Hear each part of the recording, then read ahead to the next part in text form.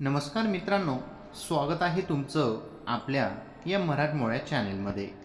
मित्रांनो, उषा उंच टाचांची सँडल, चकचकीत चंदेरी साडी, बेंबीच्या खाली घट्ट आवळलेली.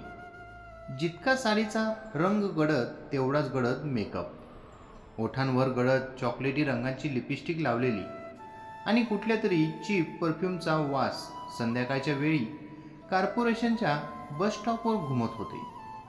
येणाऱ्या जाणाऱ्यांच्या नजरा तिच्यावर घोंगावत होत्या, अगदी बेमालूनपणे, काही तिरस्काराच्या तर काही वासनेच्या. पण तिला या नजरांची सवय झाली होती. तिला आता हे रोजचं झालं होतं. ती तिच्या फोनमध्ये नंबर चाळत होती, कोणाला फोन करावा आणि कशासाठी.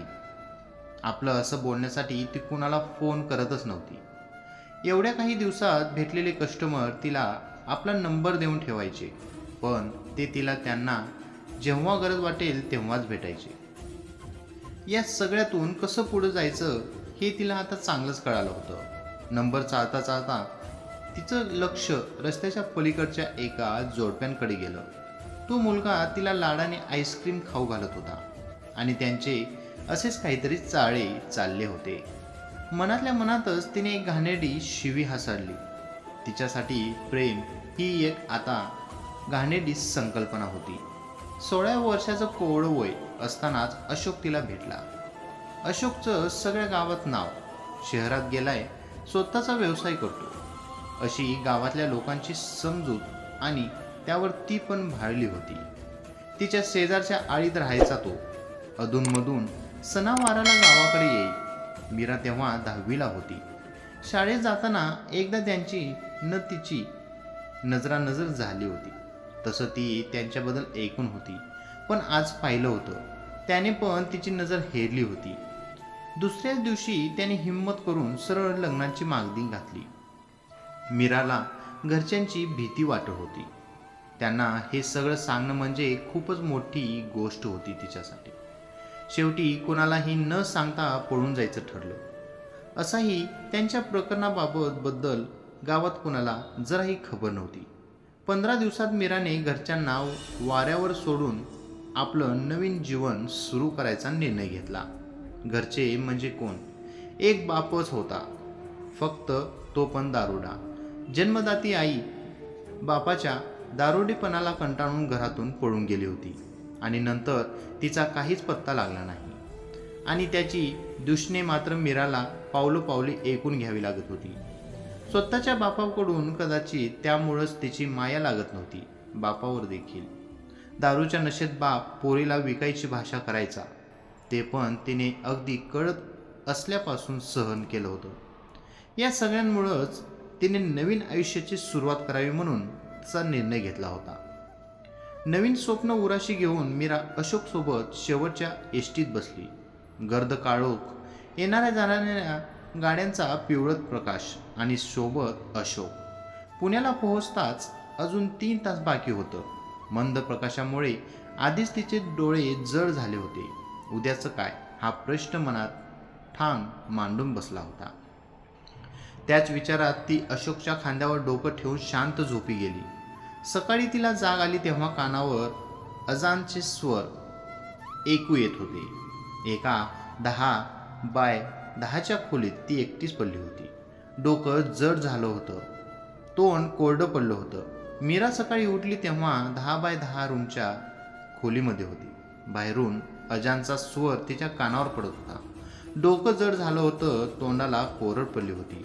अजिबात हालताही येत नव्हतं तिला. तरी पण अंगात त्राण आणून ती उठली. दिवस नुकताच उगवला होता. अशोक कोठेही दिसत नव्हता, म्हणून ती थोडी घाबरली. स्वतःला एकटीला पाहून मग स्वतःला सावरलं आणि चारही बाजूंचा अंदाज घेतला. भिंतीवर एक तोकडे कापडे घातलेल्या बाईचं मोठं पोस्टर होतं. ते पाहून तिला किळस तर आलीच, पण एकूणच ती जागा चांगली नाही हे तिला कळून चुकलं. नेमकं काय झालं हे आठवायला तिने जरा जोर दिला, पण तो येणाऱ्या जाणाऱ्या गाड्यांचा अंधुकचा पिवळट प्रकाश, गडद अंधार आणि अशोकच्या खांद्यावर डोकं ठेवून झोपलेला क्षण, या पलीकडे तिची स्मरणशक्ती तिला साथ देत नव्हती. तिच्या डाव्या हाताला एक खिडकी होती. त्यातूनच सकाळचा मंद तांबडा प्रकाश येत होता. दिवस अजून पूर्ण उजळायचा होता. तिने खिडकीतून बाहेर पाहिलं. काही माणसं दुधाच्या घागरी सायकलला बांधून घेऊन जात होते. समोरच 10ची टपरी होती. चहावाल्याने पहिला चहा बनवला होता. त्याने 1 कप चहा आणि 1 ग्लास पाणी घेतलं आणि बरकत म्हणून रस्त्यावर ओतलं. पाणी पाहून तिला पुन्हा तहानेची जाणीव झाली.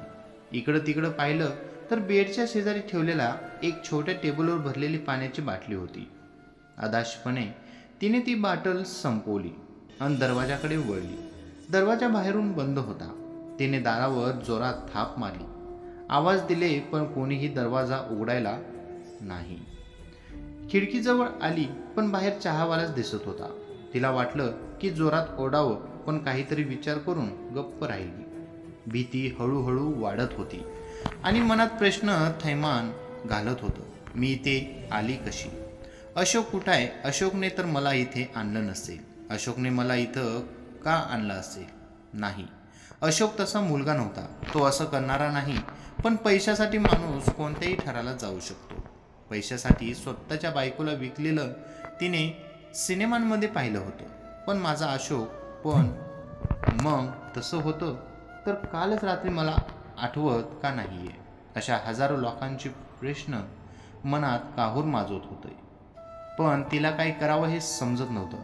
तिला रडू येत होतं पण सैतान बापांच्या हाताखाली दिवस काढल्यामुळे तिने रडू आवरलं आणि सामना करायचं ठरवलं. खिडकी बाहेर पाहिलं आणि आजूबाजूच्या परिसराचा अंदाज घेतला. दरवाजाकडे वळली आणि दार जोरात ठोठावू लागली. 2-3 वेळा दार जोरात ठोठावल्यावर बाहेरून काहीतरी हालचाल झाल्यागत वाटली. ती आवाजाचा कानोसा घेऊ लागली. कुलूप उघडल्याचा आवाज. दार उघडले आणि समोर एक 40शीतील बाई, केस अस्ताव्यस्त, डोळे मोठे, त्यांना शोभेल अशी कपाळावर टिकली. नुकतीच झोपेतून उठली असून सुद्धा ती जतीवंत सुंदर दिसत होती. पोट पण खाऊन लाल झाले होते. डोळे थोडे मलूम झाले होते झोपेमुळे. मोकळा सोडलेला पदर अस्ताव्यस्त पसरला होता. साडी फार भरजरी नसली तरी सकाळच्या वातावरणाला शोभणारी नव्हती. ती समोर येताच एक उग्र वास मीरांच्या नाकात घुमला. तिला पाहून मीराला एकूणच ती कोण असेल याचा अंदाज आला होता. ती बाई तिरसट आवाजात वैतागून बोलली, का सकाळी सकाळी झोपेची वाट लावतीये? कालच आलीस ना तू? वाट बघ, थोडी नंतर बोलू. मीरा एवढ्या शांतीत ऐकणारी नव्हती. तिने त्या बाईला हिसका दिला आणि पळायचा प्रयत्न केला. तेवढ्याच चपळाईने त्या बाईने त्यांच्या दंडाला आवळून तिला जोरात मागे खेचलं आणि रूममध्ये ढकललं. मीरा टेबलपाशी जाऊन जोरात पडली. ती बाई भलतीच रागावली होती.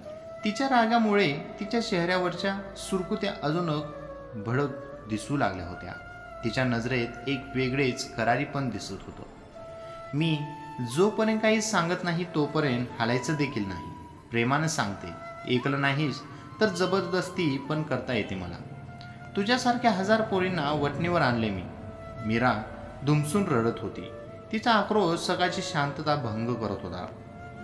तिने परत आवेशात रंगात येऊन बाहेर पळायचा प्रयत्न केला पण व्यर्थ. यावेळी त्या बाईने खूप जोरात पकडलं आणि आधीपेक्षा जोरात ढकलून दिलं.